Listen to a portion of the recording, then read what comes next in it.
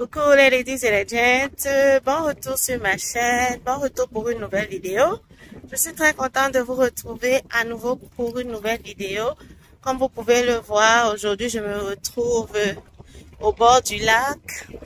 J'avais une envie de me retrouver seule dans un endroit où je peux prendre de l'air, réfléchir, m'évader.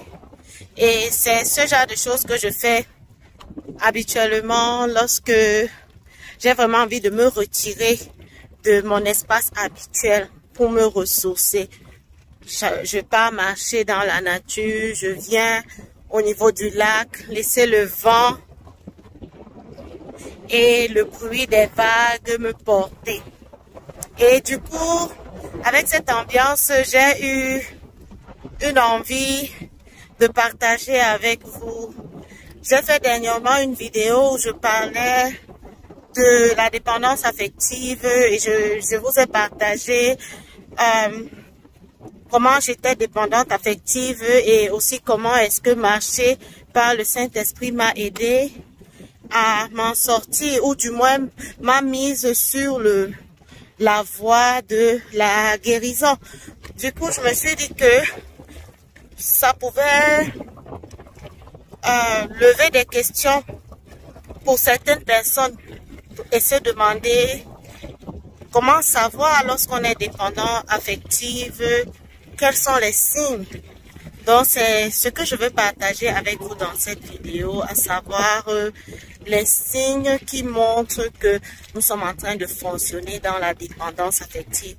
C'est vrai que j'avais déjà cité certains de ces signes en parlant de mon cas, mais je veux un peu rentrer plus en profondeur et citer davantage de signes pour que une personne qui passe par là puisse se reconnaître et vraiment chercher à s'en sortir, parce que la dépendance affective, c'est, comme je l'ai dit, un mécanisme d'adaptation face à certaines choses qu'on a vécues, mais c'est un mécanisme d'adaptation malsain parce que ça ne nous permet pas d'être la personne que Dieu nous a créée. Ça ne nous permet pas d'être libre, d'être soi-même et de pouvoir sortir le potentiel qu'il y a en nous, parce que on est tout le temps affecté par l'opinion des autres, on est tout le temps en train d'attendre l'approbation des autres pour faire des choses. Donc si vous êtes intéressé à en savoir un peu plus, ne perdons pas plus de temps et allons-y.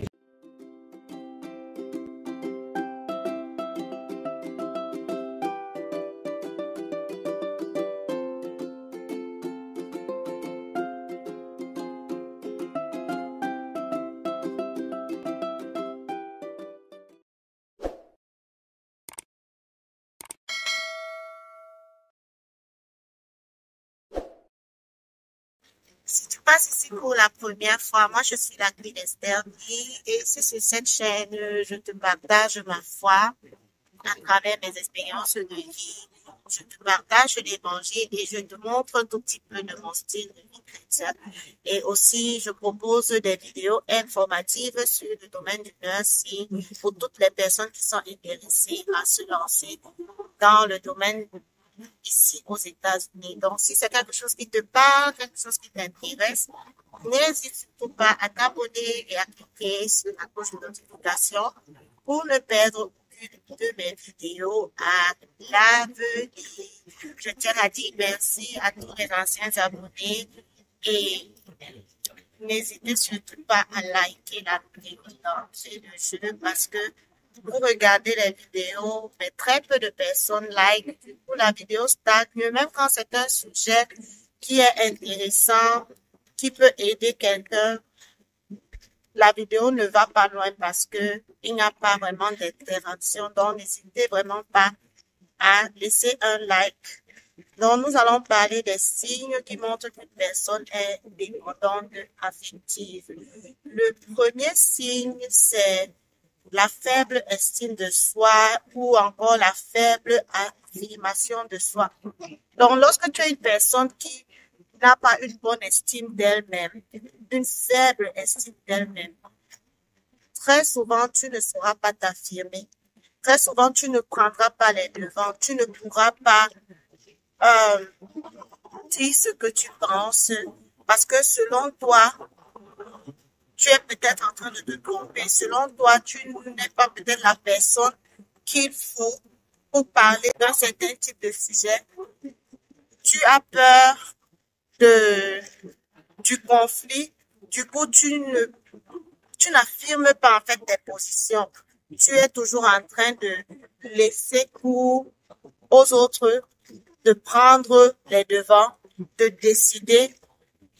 Et c'est quelque chose qui pèse sur le long terme parce que à un moment donné, on ne peut pas vivre comme ça toute sa vie. Et on a l'impression que les autres nous imposent leur façon de voir, leur façon de penser. Et pourtant, c'est parce que nous-mêmes, nous sommes incapables de nous positionner et de dire que voici ce que je pense, voici ce que je veux, voici ce que je désire et être d'accord avec ça, même si les autres en face peuvent ne pas comprendre. Donc, c'est ça que je pourrais dire pour le premier signe. Le deuxième signe, lorsqu'on est dépendant affectif, c'est que on a vraiment peur du rejet. On a peur de ne pas être accepté. On vit tellement sur le désir d'être accepté, de se, d'appartenir à quelque chose, à un groupe. Et ça s'explique par le fait que, étant, pour moi, en tout cas, ça s'expliquait par le fait que, étant petite, je n'avais pas su quelle était ma place dans la famille. Je ne me sentais pas à ma place. Donc, du coup, j'avais ce besoin d'appartenance qui n'était pas comblé.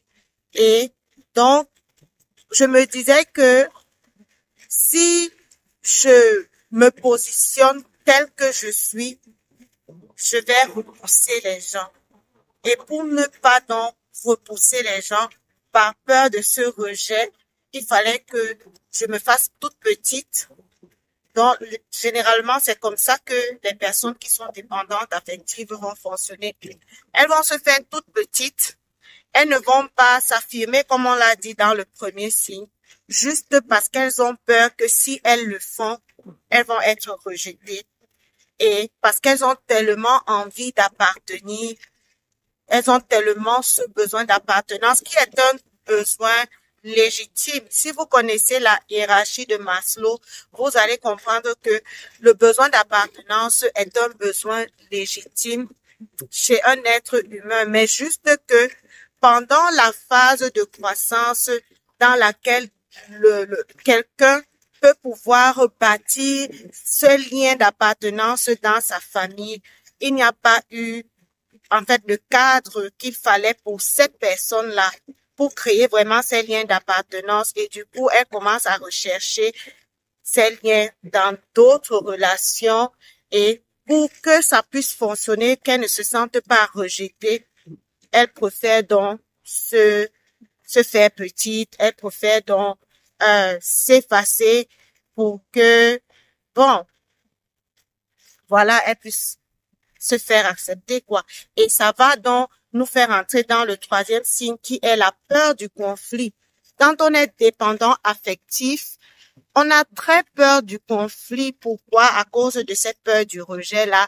Parce que très souvent, lorsque le conflit éclate, la personne dépendante affective a déjà de prime abord à l'idée que elle va se faire rejeter. La personne dépendante affective a de prime abord à l'idée que ce conflit-là va causer une séparation dans la relation. Ce conflit-là va entraîner qu'on me mette à l'écart. Ce conflit-là va entraîner qu'on ne m'apprécie pas, qu'on ne m'aime pas.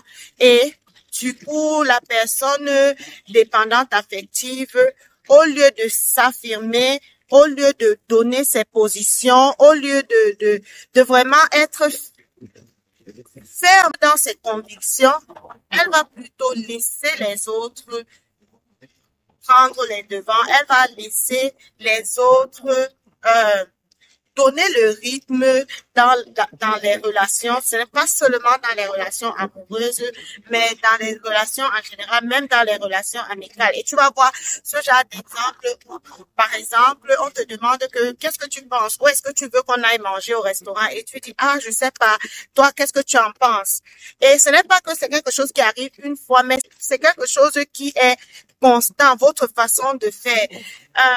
Est-ce que tu veux manger chinois? Même si tu ne veux pas manger chinois, tu dis, ah oui, je veux manger chinois. Juste parce que tu as peur que si tu dis non, je veux manger italien aujourd'hui, l'autre personne en face de toi va dire, ah non, moi je ne veux pas manger italien, tu es aussi trop comme ça et tout. Donc en fait, c'est cette dynamique-là qui régit les relations quand on est une personne dépendante affective. Le quatrième signe, c'est que les personnes dépendantes affectives ont tellement besoin d'être acceptées, tellement besoin d'être approuvées par les autres. Elles vivent dans le syndrome de l'imposteur, dont elles-mêmes déjà ne s'acceptent pas. Parce que peut-être, étant tout petit, elles ne se sont pas senties acceptées. Et du coup, elles se disent ne pas vraiment être à leur place. Elles ne s'acceptent pas elles-mêmes et l'acceptation doit venir des autres. L'acceptation doit venir des autres et elles soupirent après cette acceptation-là. Elles ne peuvent pas être en paix avec elles-mêmes si elles ne se sentent pas acceptées des autres, si elles ne se sentent pas approuvées par les autres. Parce que oui, tous les êtres humains ont ce besoin d'acceptation, ce besoin d'approbation. Mais chez la personne dépendante affective, ça va un peu plus loin, au point que elle est capable d'aller à l'encontre de ses valeurs, à l'encontre de qui elle est, simplement pour être acceptée, simplement pour être approuvée des autres. Et ça nous amène au cinquième signe, je crois, ou alors au sixième, je sais plus trop. Au cinquième signe qui est le fait que elles ne vont pas se lancer ou initier des projets, initier des choses sans que une personne qui leur est proche, une personne qu'elles estiment beaucoup, ne leur ait donné son aval. Les personnes dépendantes affectives vont beaucoup se reposer sur la vie des autres pour être sûres de ce qu'elles veulent faire ou de ce qu'elles doivent faire. Si une personne qui leur est proche leur dit que, ah non, cette idée que tu as, franchement, je ne pense pas que ce soit une bonne idée, elle commence à se remettre en question. Elle commence à remettre en question leur façon de penser, de voir les choses et très souvent, elles vont mettre de côté leurs projets, elles vont mettre de côté leurs idées, simplement parce que les autres en face ou une personne qu'elles estiment en face ne les a pas approuvés. Et c'est quelque chose qui se retrouve aussi beaucoup dans la communauté chrétienne où tu vas voir certaines personnes que tant que le pasteur n'a pas donné son OK pour faire une chose, la personne est incapable de faire. Beaucoup de personnes dans l'Église vivent dans des relations de dépendance affective vis-à-vis de leur leader, vis-à-vis de leur pasteur, malgré qu'elles soient des personnes adultes à qui Dieu a donné un cerveau pour réfléchir, qui même reçoivent eux-mêmes de l'Esprit. Elles vont fermer la voie à ce que l'Esprit Saint leur dit pour écouter ce que le pasteur a dit. Si par chance, ce qu'ils pensent va dans le sens de ce que le pasteur veut, ok, elles vont le faire. Mais si ce n'est pas le cas, elles vont préférer fermer l'oreille à la voix de l'Esprit Saint en eux, juste pour pouvoir écouter ce que le pasteur a dit. Et c'est vraiment dommage parce que c'est vrai que le pasteur a ce rôle de diriger les brebis, mais nous sommes tous des prophètes. Jésus-Christ nous a accordé la grâce de pouvoir être des prophètes et des sacerdoces, chacun pour sa vie. Maintenant, le pasteur peut être un guide, mais le pasteur ou le leader spirituel ne doit pas être cette personne-là qui décide à temps et à contre-temps sur ce qu'une autre personne ou son chrétien, en fait, son membre de la communauté doit faire. C'est malsain, ce n'est pas bien. Et en tant que leader, on doit pouvoir encourager les gens à être dépendants du Saint-Esprit et à aussi être dépendants d'eux-mêmes. On ne doit pas toujours être là à vouloir porter les fardeaux des autres et leur enlever leurs responsabilités. Et donc, certains pasteurs ont cette capacité-là à mettre les gens en face de leurs responsabilités et d'autres ne le font pas. D'autres l'utilisent même au point d'abuser leurs membres d'église parce qu'il y a beaucoup d'abus dans les communautés chrétiennes. C'est une réalité dont on ne parle pas souvent, mais c'est vraiment quelque chose qui existe dans les églises. Pourquoi? Parce qu'il y a beaucoup de personnes dépendantes affectives. Et c'est pour cela que j'essaie de partager ma propre expérience pour que ça résonne avec quelqu'un d'autre et que la personne puisse, avec l'aide de Dieu, vraiment changer de cap. Un autre signe de dépendance affective, c'est que la personne n'aime pas la solitude. La personne n'arrive pas à se retrouver seule. La personne, puisqu'on le dit déjà, elle ne s'accepte pas, elle n'a pas cette estime d'elle-même, elle n'a pas cet amour de soi.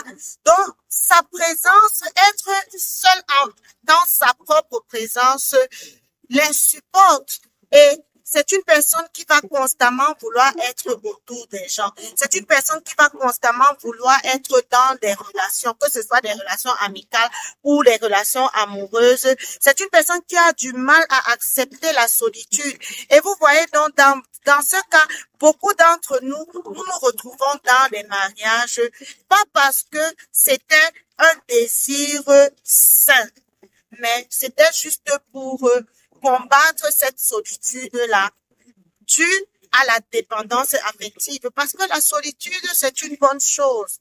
Nous ne devons pas combattre ces temps de solitude. Nous avons besoin de ces temps de solitude. Non seulement pour nous ressourcer, mais aussi pour éliminer tout ce qui peut être une source de distraction autour de nous pour nous empêcher d'écouter la voix du Seigneur. Quand vous regardez dans la Bible, Jésus-Christ aimait avoir des moments de solitude et il l'enseignait à ses disciples parce que c'était important. Quand on est toujours au milieu des gens, on sera plus influencé par ce que les gens pensent. On sera plus influencé par le système de pensée des autres. Mais pourtant, lorsqu'on accepte d'avoir des temps de solitude où on peut les passer dans la présence de Dieu, c'est la voix du Seigneur, la voix du Saint-Esprit qui aura plus de portée en nous. Et ce qui fait que ce sera plus facile pour nous de marcher par l'Esprit et non de marcher pour plaire aux hommes ou de marcher selon les désirs des autres. Et donc, si tu es cette personne-là qui a vraiment une difficulté à être seule, qui soupire après le mariage parce que tu dis que tu te sens seule, il faut essayer de revenir en toi-même et de te poser la question de savoir qu'est-ce qui crée, en fait, ce besoin pour moi de rejeter la solitude, de rejeter ces temps de solitude? Ne serait-ce pas de la dépendance affective? Donc, comme je le disais, les personnes qui sont dépendantes affectives ne vont pas passer de périodes où elles ne sont pas. Par exemple, c'était mon cas. Je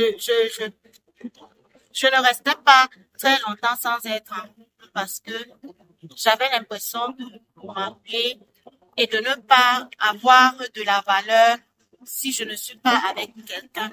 Et donc, c'est malsain parce que si tu tombes sur une personne qui n'a pas de bonnes intentions, tu vas te retrouver à être manipulé parce que tu vas vouloir garder cette relation à tous les prix et tu vas te retrouver à faire tout et n'importe quoi juste par la peur de la solitude et aussi parce que tu es déjà une personne qui vit dans la peur du rejet. Donc, c'est vraiment très important de pouvoir sonder nos cœurs, sonder nos motivations et comprendre pourquoi est-ce qu'on veut se marier, pourquoi est-ce que on veut fuir la solitude.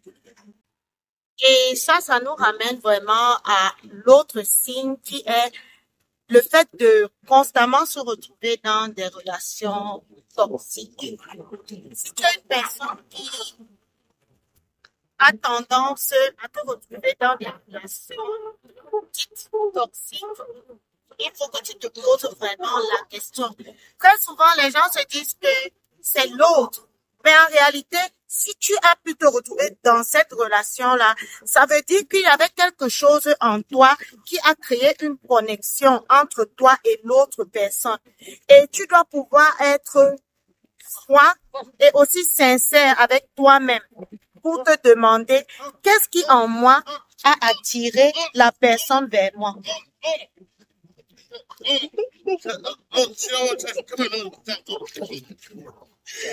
It's okay.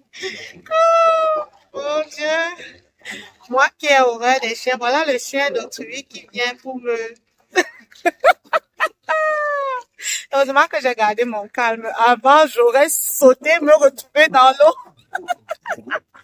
Ok, donc comme je le disais, la personne qui est dépendante affective va se retrouver dans des relations toxiques. Et ce sera constamment ça. Et tant que tu ne résous pas le véritable problème, qui est ce problème de dépendance-là, tu vas te retrouver dans ce genre de relation tout le temps. Tu vas croire que non, c'est l'autre qui est mauvais, c'est l'autre qui est méchant. Mais en réalité, c'est parce que tu n'as pas encore résolu le problème qui en toi attire ce genre de personnes. Parce que les personnes qui sont, par exemple, manipulatrices, qui sont contrôlantes, aiment les personnes qui ne savent pas s'affirmer, aiment les personnes qui ont peur d'être rejetées, parce que ce sera facile pour eux de manipuler ces personnes et d'avoir ce qu'elles désirent de ces personnes-là facilement. Elles n'iront pas vers une personne qui est bien dans ses bottes, bien dans ses baskets, la tête sur les épaules, parce qu'elles savent que ce sera difficile. Ce sont des prédateurs, en fait.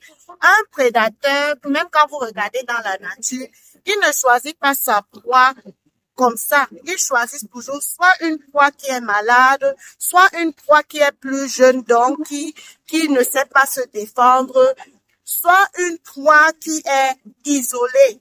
Donc, c'est ça. Si tu te retrouves constamment dans des relations toxiques, pose-toi la question de savoir quel est le point commun. Qu'est-ce qui attire ce genre de personnes vers moi?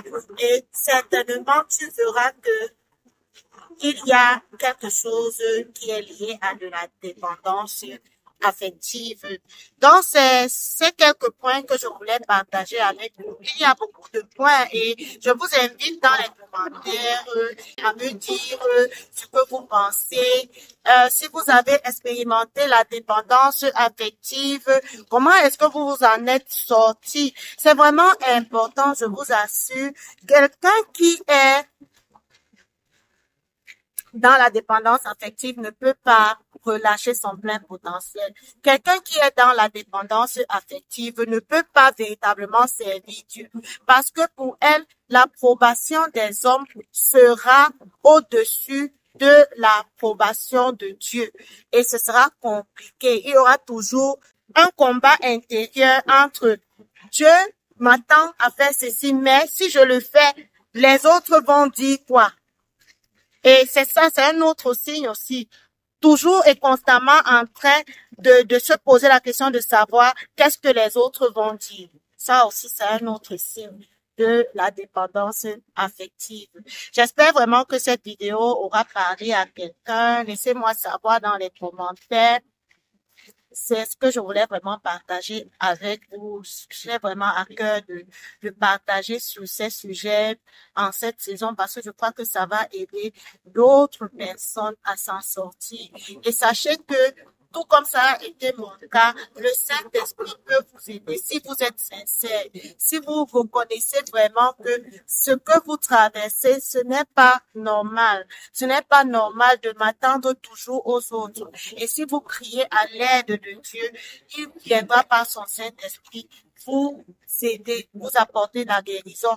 Mais aussi, faites-vous accompagner si vous avez les moyens pour pouvoir vous en sortir et être la meilleure version de vous-même.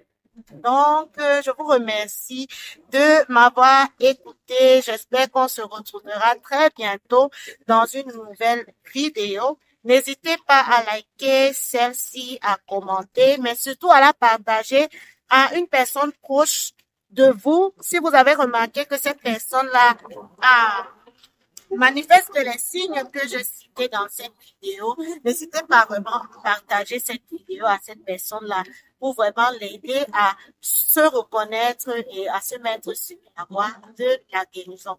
Moi, je vais vous retrouver dans une prochaine vidéo et d'ici à ce qu'elle ne sorte, demeurez épanouis en Jésus-Christ. Bye bye!